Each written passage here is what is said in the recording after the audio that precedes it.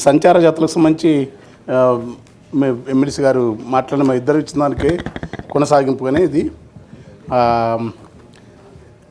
ఎందుకంటే వాళ్ళకు ఇచ్చే రిజర్వేషన్లు ఇవన్నీ ఉండొచ్చు, కానీ వాళ్ళు గొప్ప కళాకారులు. వాళ్ళు పొడపత్రపుళ్ళు, జంగాలు, పిచ్చుకుంట్లు రకరకాల పేర్లు పెడతారే, కానీ వాళ్ళు మూలాధార వంశ చరిత్ర కులపురాణం లేకుండా వాళ్ళు ఎక్కడ లేకుండా సేదదీరా చెరువు కట్టున్నది, నీడ కోసం సింత చెట్టున్నది, జోలనూపే గాలి పిట్టున్నది, గుర్తులేని గుడ్డి నిధులున్నది, గ్రామాలు గ్రామాలు తిరుగుకుంటా వాళ్ళు ఏడ తల ఉంటే పడుకున్నది.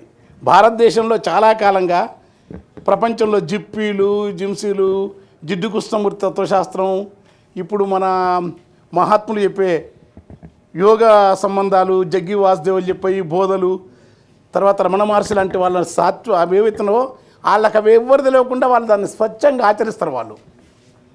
వాళ్ళకు అన్ని ఆలోచన కృష్ణమూర్తి గారు అంటే సందర్భం వచ్చి ఆ సంచార కళాకారులు, సంచార జాతులని వాళ్ళు ఏం చెప్తున్నారో వాళ్ళు నిజంగా యాచకులు కాదు.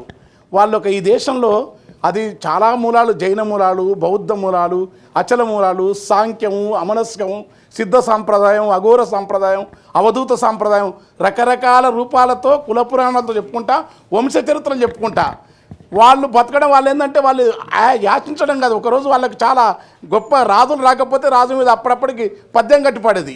సంస్థానానికి రాజు మహిషంభు, ప్రజలు సునఖం ఇట్లా మాట్లాడుతూ ఆత్మకూరు కాదు డ్యాస్ అని తిట్టేది. అట్లా అంత భట్రాజులకు అంత కోపం ఉండేది వాళ్ళకు. రాజ్యంలో జరిగే ప్రతి అన్యాయం మీద ప్రత్యామ్నాయ స్టడీ సెంటర్స్ అని జేఎన్యూలో, ఢిల్లీ ఈస్థెటిక్ డిపార్ట్మెంట్లో ఆల్టర్నేటివ్ కల్చర్ అని చెప్తున్నారు, లేకుంటే తెలుగు విశ్వవిద్యాలయం చెప్తున్నారు. దానికి మించిన తాత్విక సాంస్కృతిక వారసత్వం ఉన్న వాళ్ళ సంచార జాతులు. వాళ్ళని ఏంటంటే వదిలిపెట్టేసి చిన్న ఉద్యోగాలు కాదు, ఒక పాయింట్ వైజ్ చెప్పాలంటే వాళ్ళకు ఈ కళారంగాలు తెలంగాణ రాకముందు సినిమా ప్రాంతాన్ని వలసవాదం ఆక్రమించినది.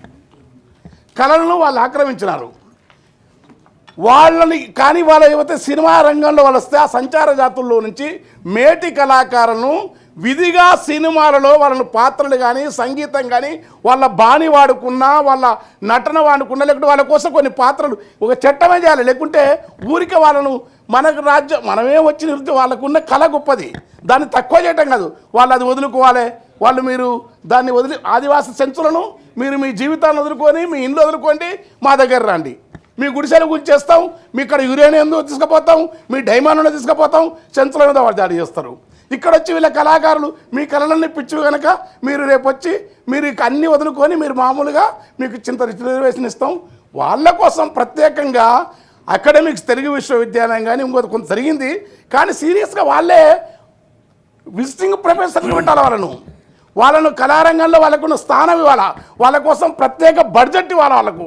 ఎందుకంటే వాళ్ళు చాలా లోతైన జ్ఞానం. ఏ జిడ్డు కృష్ణమూర్తి అయితే నీ దుఃఖానికి కారణం, నీ అజ్ఞానానికి కారణం, నీ అలజడికి అశాంతి కారణం నీ జ్ఞాపకాలను నీవు తొలగించేసుకోవడం అత్యున్నతమైన సత్యానికి దగ్గరట్టుగా వాళ్ళు ఎప్పుడూ జ్ఞాపకాలు పెట్టుకోరు. ఇల్లు పొల్లు లేని, ముల్లెమూట లేని, వెంబడించే వెర్రి జ్ఞాపకాలు లేని సంచారమే ఎంతో బాగున్నది, దీనంతం ఏదంతా బాగుందనేది. సేద నీడ కోసం సింత చెట్టు, జోలను పిట్ట బతుకుతున్న వీళ్ళని తీసుకొచ్చి వీళ్ళకు గొప్ప ఒక వాళ్ళ పేరుతోనే సంచార కళ అప్పుడు ఒక అవార్డు వాడాలి. అదే ఛత్తీస్గఢ్లో తీజన్బాయి ఉందనుకోండి, తీజన్బాయి ఇస్ గ్రేటెస్ట్ ఆర్టిస్ట్ పాండవ కథ చెప్తుంది. ఆమెకు పద్మశ్రీ వచ్చింది. ఎవరెవరికి అవార్డులు వచ్చినా కాదను. ఏ ఒక్క మహిళలంటే వాళ్ళకి మహిళ సంచారం కాదు, తన ఊరిలో ఉంటారు, ఒక కమ్యూనిటీకి సంబంధించి ఆ వృత్తి పురాణం చెప్పుకుంటారు. సంచారం ఊరు దాడతారు కదా, వాళ్ళ కోసం ప్రత్యేకంగా మన దగ్గర ప్రయత్నం జరగలే. రాజస్థాన్లో కొంత జరిగింది అట్లా, బొరియాలో కొంత జరిగింది అట్లా, మన దగ్గర జరగలే. కనుక సంచార కళాకారులను వాళ్ళను ముందు వాళ్ళకి ఇచ్చే ప్రభుత్వంతో మీరు చెప్పిన ఎమ్మెల్సీ గారు చెప్పినట్టు, గౌరవ ఎమ్మెల్సీ గారు చెప్పినట్టు అది ఆ పని చేస్తూనే వాళ్లకు ఒక సోషల్ స్టేటస్, ఒక సాంస్కృతికమైన ఉదాత్త కల్పించాలా. వాళ్ళు దానికి సంబంధించి ఫండ్ ఉండాలా. దేవాలయాల దగ్గర కానీ, గుళ్ళ దగ్గర కానీ, గ్రామాల్లో కానీ వాళ్ళు చెప్పే వంశ పురాణాలు కానీ వాటికి ప్రత్యేక గుర్రపొళ్ళు రకరకాలు ఉన్నారు. అనేక ఒక్క కులం కాదు, బీసీలు ఉన్నారు, ఎక్కువ మెజార్టీ బీసీలు కలిపి గంగిరెద్దులు, పిచ్చకుంట్లు, వాళ్ళకు భాష ఉంది, వాళ్ళకు సపరేట్ డిక్షనరీ ఉంది, వాళ్ళు సపరేట్ పడికట్టు భాషను బయట పెట్టరు. అవన్నిటిని స్టడీ చేసే ఒక కమిటీ వేసేసి ఇంతమంది 30 లక్షల మంది కోసం వేస్తే దానివల్ల వచ్చే ప్రొడక్షను, దానివల్ల వచ్చే కొత్త విలువ